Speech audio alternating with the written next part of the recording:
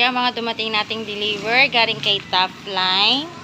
Ayan, ang mga pagkain ng aso, pagkain ng pusa. Ayan, si Soy is pagkain ng pusa. Si Whiskas is pagkain ng pusa. Ayan. Tapos, ayun, si Pedigree Mini, special dog. Ayan. Tapos, ito, si Papi. Bipro Adult. Tapos, dito naman, ang dumating nating deliver is si High Action. Dalawa na in-order ko kasi fast moving yan. At si Enerton. Dalawa din. Ito yung isa. Si Hagibis. Ayan. Yan, mga pagkain yan ng manok. Lahat yan. Pagkain ng manok. At dito, umorder tayo ng Cuties Tuna. 5 na. Kasi ito yung fast moving nating pagkain ng pusa. Tapos, bumili tayo ng isang tuna shrimp. Ayan. Ang total ng in-order natin ito ay COD or cash on delivery is 43,514.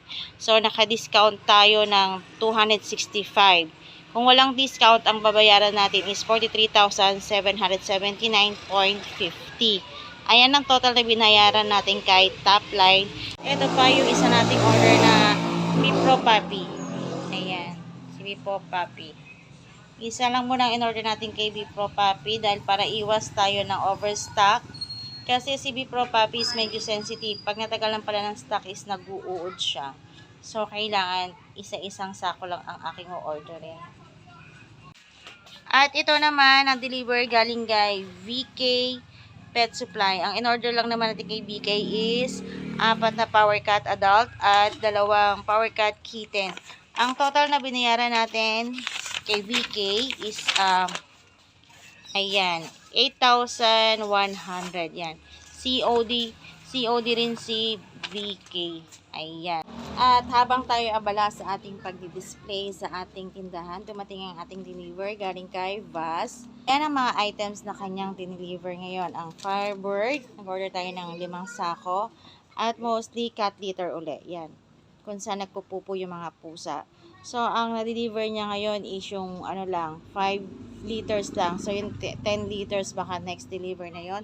Tapos, ito naman, puro yan pagkain ng ibon. Pagkain yan ng ibon. Tapos, ito si Nutribon, pagkain niya ng aso. Ayan. Bali, umorder tayo ng 4 na sako.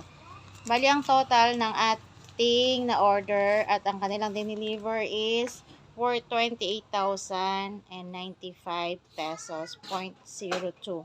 Yan yung total na kanilang dineliver. Ngayon, araw ng, September 12. Ayan, ang kanilang deliver ngayon na items.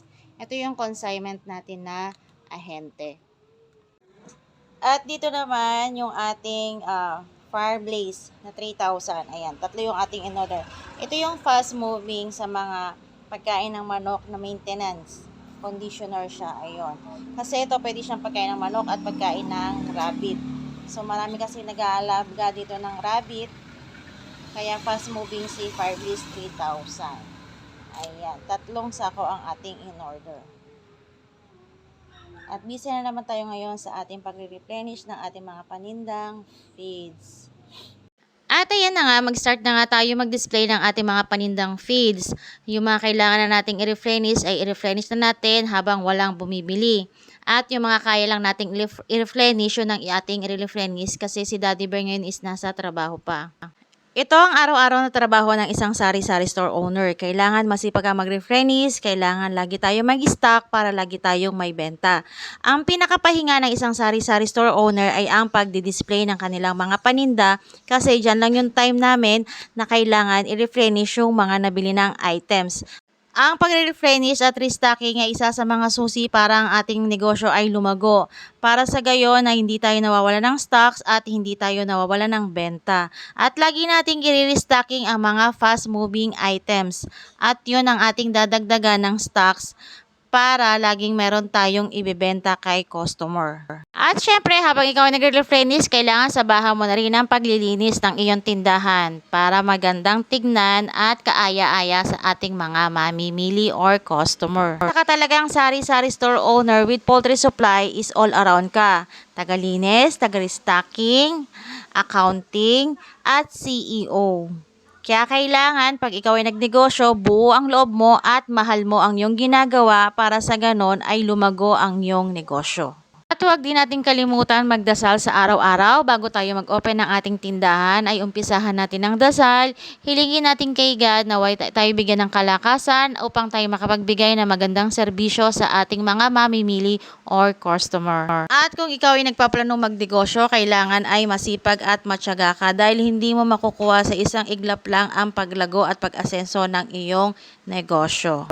At bago magtapos ang video ito ay gusto ko muna mag-mega love shoutout po sa lahat ng nakasubscribe na sa aking channel at sa laging sumusuporta po sa aking channel. Mega love shoutout po sa inyong lahat.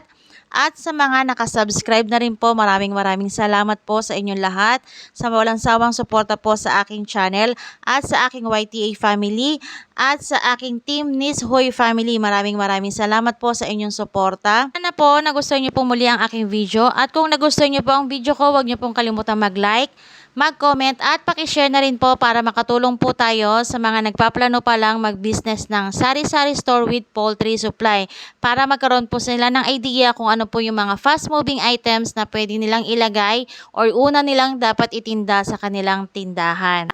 At kung bago ka pa lang sa channel ko, huwag niyo pong kalimutang mag-subscribe at pakiclick na rin po ang notification bell para lagi po kayong updated sa aking mga susunod na video. Maraming salamat po sa inyong walang sawang suporta sa aking channel.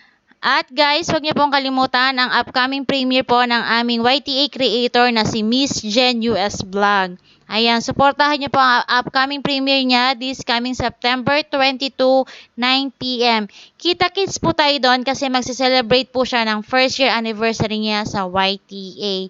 Thank you so much!